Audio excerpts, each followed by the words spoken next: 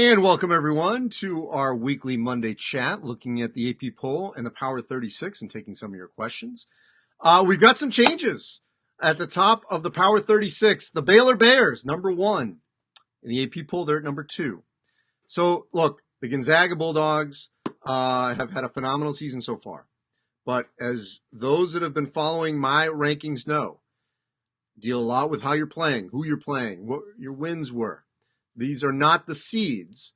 The bracket, by the way, will come out Tuesday after the national championship game in football, our latest March Madness bracket. Those will be the seeds. These are the rankings.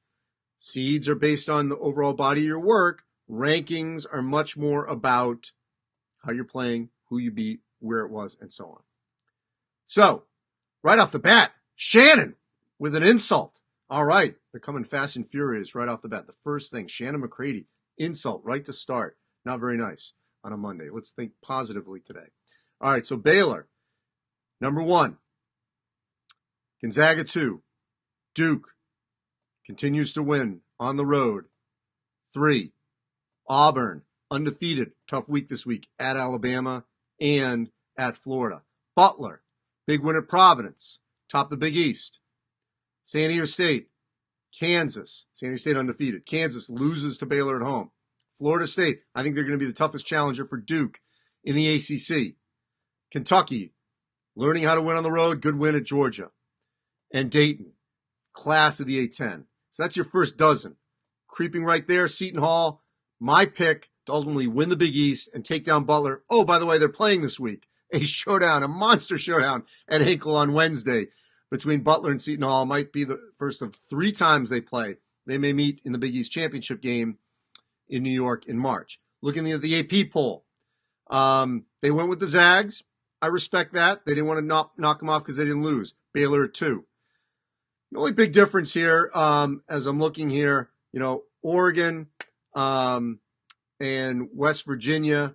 West Virginia dropped to 12 in the AP poll. I kept them high at number 10. Oregon at 8. I have them at 9. I'm a little higher in Florida State, basically.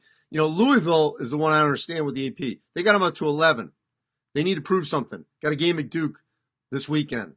So I've got them in the top 25 now at 22, but they have not won their big games, taking care of business below them. Michigan State, 14-15. Wichita State I saw in person, moving up to 15. Looked great, even though they had to go double overtime to beat UConn. This team is going to be so difficult to punch out in March. They are tough, tough, tough. As I said, I got Seton Hall a little higher. Michigan, okay. I got them down to 33 after losing in Minnesota. They're at 19. Colorado, I'm back on, 23-20. Ohio State, and Memphis, Texas Tech, Illinois, Creighton on that side. Great to see Illinois in the top 25 in the AP. I have Illinois at 19. I didn't leave the bandwagon. They might have slid out of my rankings, but I still thought Illinois would be there. So, teams that I have mentioned here. Arkansas, LSU, not in the AP poll. Iowa, not in there. Maryland, they gave up on. I didn't give up on the Terps yet, even though they lost to Iowa. Stanford and Rutgers. Okay, they made my top 25. Stanford. Is it a great team? No. But look, they're top of the Pac-12 right now. They've had a good schedule. Swept the Washington schools. Cal, they've been at home. And Rutgers. I firmly believe that Rutgers will be in the NCAA tournament for the first time since 1991. That would break the longest streak of a Power 5 school that has not been there. Prior to Rutgers, it was Northwestern. So now I believe it. I believe Rutgers is going to get there. Phenomenal. All right. Let's move off of Shannon, because Shannon started off with negativity. No negativity here. We don't want it. You can be critical, but no need to call names, okay? So, Paul says West Virginia didn't drop to 12. They were 17, moved up to 12 in the AP poll. That's correct. Sorry about that. I have them at 10, so there. Ivan, thank you. Says he loves me. Appreciate that. Do I think Kentucky has a chance against Auburn? Of course they do. Auburn has not played a tough schedule, okay? And they started with the sort of weaker part, if you can say, of the SEC. This is going to be a rough week for Auburn. At Alabama, at Florida. Big test for Auburn and for Alabama and Florida, especially Florida, which has visions of being a Final Four team, or at least in the NCAA tournament. Austin, how can Penn State get back in? Well, Penn State got to win some games. And they got Ohio State coming in. Revenge game. Lamar Stevens didn't play the last dozen minutes because he got in foul trouble, or fouled out actually, in the game in Columbus. So it's a big game for Penn State. By the way, number 36, I got William and Mary. Okay? This is going to be an NCAA tournament of firsts. The Tribe have never been to the NCAA tournament. People thought I was crazy to pick them to win the Colonial at the beginning of the season. Well, they've already knocked off the top three favorites. Hofstra, Charleston, and Northeastern. Two of those three on the road. Nathan Knight, remember that name. Andy Van Vliet, transfer from Wisconsin. He's a shooter. Knight inside. Can go a little outside. William and Mary, I think they're going to make the NCAA tournament for the first time ever. 36. Okay? Let's see. Oh, Pete, he says the Zags conference is so weak. It's going to cost them in the postseason. This is a tired argument, Pete. Okay, first of all, it's much better. BYU and St. Mary's, very good teams. I think they're all going to be in. Pacific, Santa Clara, much, much, much improved. Okay, Herb Sendek, Damon Stoudemire.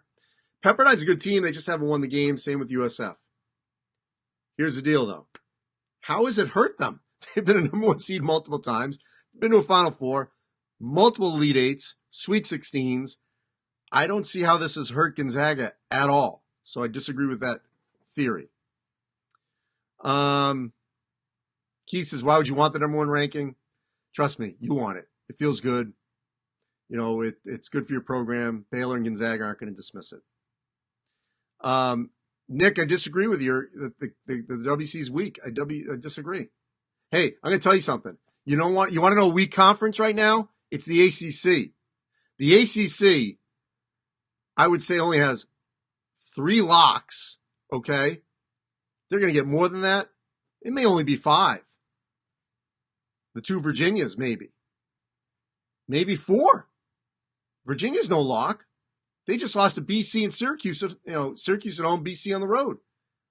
To me, Florida State, Duke, Louisville, in. That's all on this date. I would feel comfortable saying definitely in.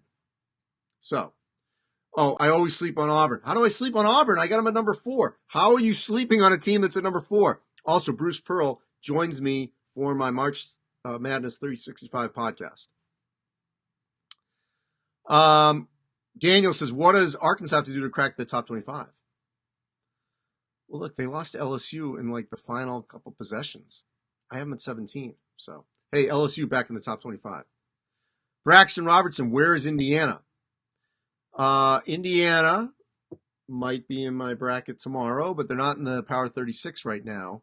Yes, they beat Ohio State, but they got blitzed right before that by Maryland. So, and then they squeaked by Northwestern after that. So, I thought about Indiana for this, but, Ohio State, by the way, out of the rankings. Yes, Lucas. Oh, I thought you were saying I came in late on West Virginia. You came in late to the discussion here. Yes, I came in late to West Virginia, and now I'm in. 2 feet in. West Virginia, Butler, San Diego State. These are all teams that we might not have had early. We're all in now. What's Wichita doing in the top 15, asks Mr. Taylor. Well, I watched them with my own eyes on Sunday. Yes, UConn put up a tremendous fight, which is what Dan Hurley teams do. They don't have the talent to match Wichita, but Wichita's Dexter Dennis is back playing well. The team's got 1 loss, which was to West Virginia. This is a legit team, and they play hard. Seriously. I mean, they are locked. They're like a Florida State in that regard in terms of the way they play. Leroy, justify LSU at 16. Well, to me, I have a high opinion of Arkansas. and they're 3-0 in the SEC, and they're playing well, winning late. So, Nick says the Power 36 is bogus because Purdue's in there and not Indiana. Well, Purdue's in there because they obliterated Michigan State on Sunday. That's why. Why does Michigan State go back so many spots, Brian? Because they were awful on Sunday. Worst loss in quite some time. Awful. Keith wants to know what kind of seed North Carolina is getting the NIT. I don't think they're making the NIT. I don't think they're going to the postseason. So they don't see it. Sandra, Kentucky is better than 10. Well, I have them at 11, and they just got to keep working off the Evansville, Utah, Ohio State defeats right now. Ohio State's in free fall, Ken says. That's true. And North Carolina is playing as worse as we can remember. True. Although they are depleted injury-wise. Memphis, it was a good win against South Florida. Needed that. So I didn't give up on them. Reggie wants to know how many teams do I have from the SEC? Well, in the rankings here, it goes to Arkansas, LSU, Kentucky, Auburn, and trying to remember if I've got more than that in my bracket. I have to think about that. Brandon, do the Gophers actually have a shot at the tourney? Yes, they do. Minnesota kind of feels like a Dayton team to me right now. Little teaser right there. Let's see what else.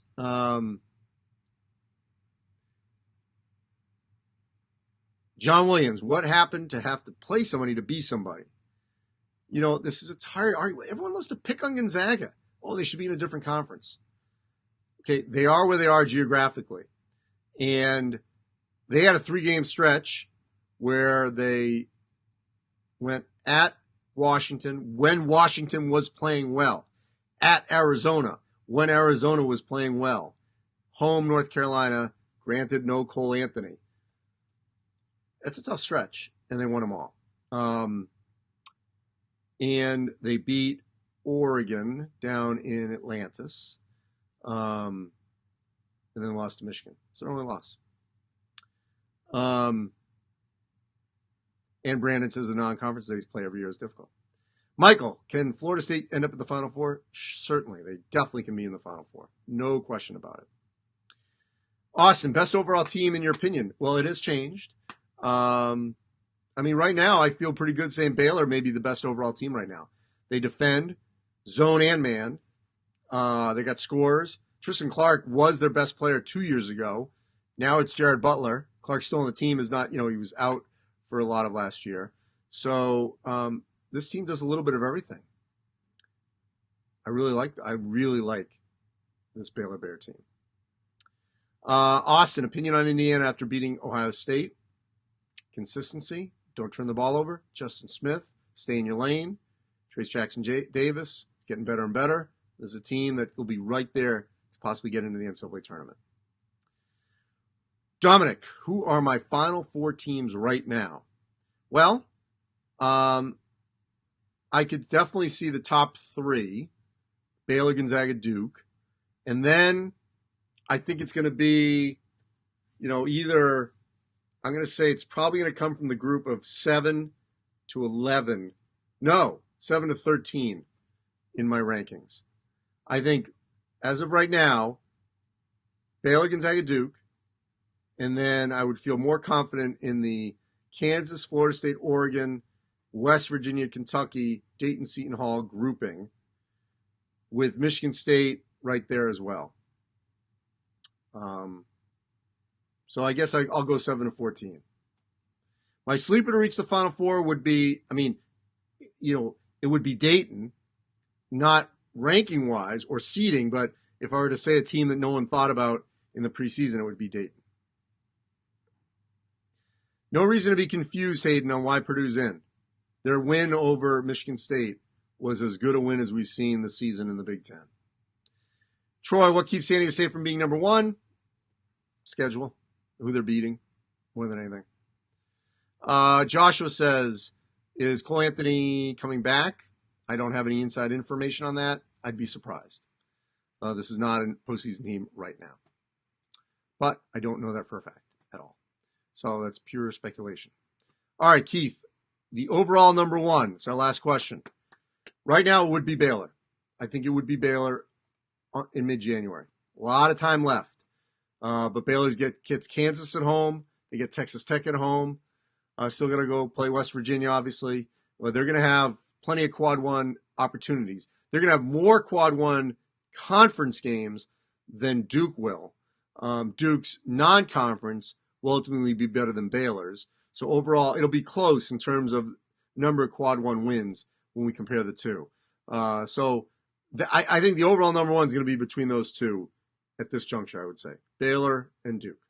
All right. Love the engagement. Keep it up.